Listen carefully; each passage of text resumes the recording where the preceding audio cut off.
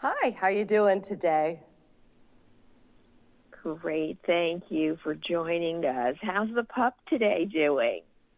She's great. She's enjoying her time here. She's a little ham on camera sometimes. So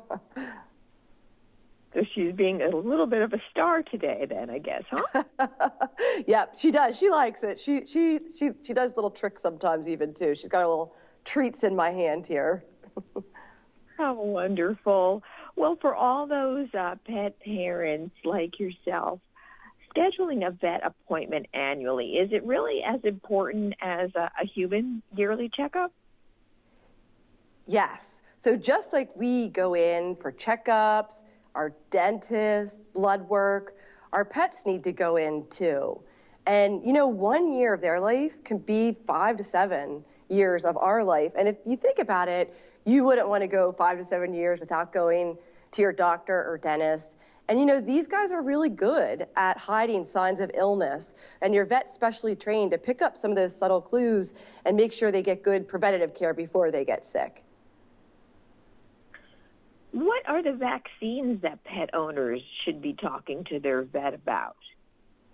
Vaccines are really important because they're so easily spread, some of the diseases. They can be spread in the air, contaminated water, bites. So you want to talk to your vet about your pet's lifestyle, where you travel with your pet, kind of figure out which vaccines are going to be best.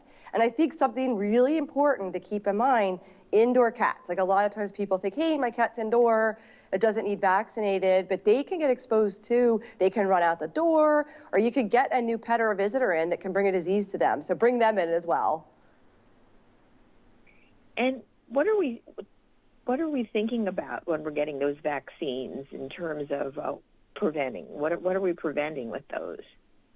There's a lot of different options. Like I think most pet owners think of, we call them like the core vaccines, right? Which are the basic ones that you go in for. Rabies being a big one, and rabies is absolutely critical because it is 100% fatal to pets and people.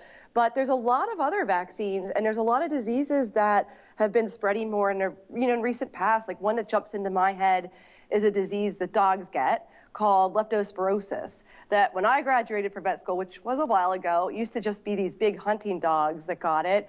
And nowadays, it's these little guys that live in the city that are most common dogs that you see get that disease. And that disease can be fatal. So you definitely want to sit down, kind of go through with your vet, with your dog or cat. This is where I travel. These are the type of activities I do, and see which ones they think are best for that pet and that pet's lifestyle. So that sounds like a lot of prevention methods in place too. Is that right?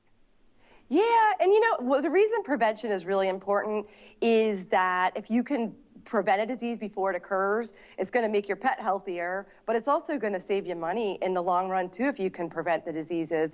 Another one that jumps into my head is parasite prevention. So heartworm, right? So once a dog or cat gets heartworm, it's going to damage the heart muscle. So with that dog or cat, once they have it, it's too late. So your vet can recommend good parasite prevention too. Fleas and ticks are now out year round. So your vet can there's injectable options, there's oral options, and there's topical options. And again, prevention is key, like you said. And how important is it, or what advice can you give for pet owners to develop strong relationships with their vet? At Zoetis, we recommend bringing your dog or cat to the vet as soon as you get it. So whether you adopt or you get a new puppy or kitten, bring them in.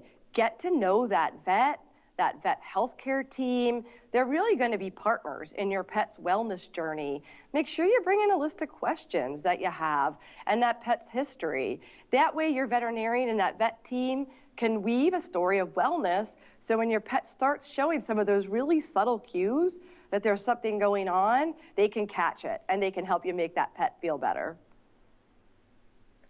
What's the final key takeaway you'd want the audience to remember about pet wellness? Owning a pet is definitely a pleasure, but it's also a responsibility. So take your animal in for those preventative visits, ideally every 6 months. Build a strong relationship with that veterinarian and that whole team. They're going to be your partners. And if you want some more, really nice resources about vet visits, Zoetis, Zoetis, petcare.com has some really nice things. For example, there's a checklist. What do you want to bring with you on that first vet visit? And also, sometimes these guys can get scared when they go into that first vet visit. How do you make them happy and relaxed and feel comfortable, enjoy going in those vet visits? Thank you so much. I appreciate it. Thank you. Appreciate your time.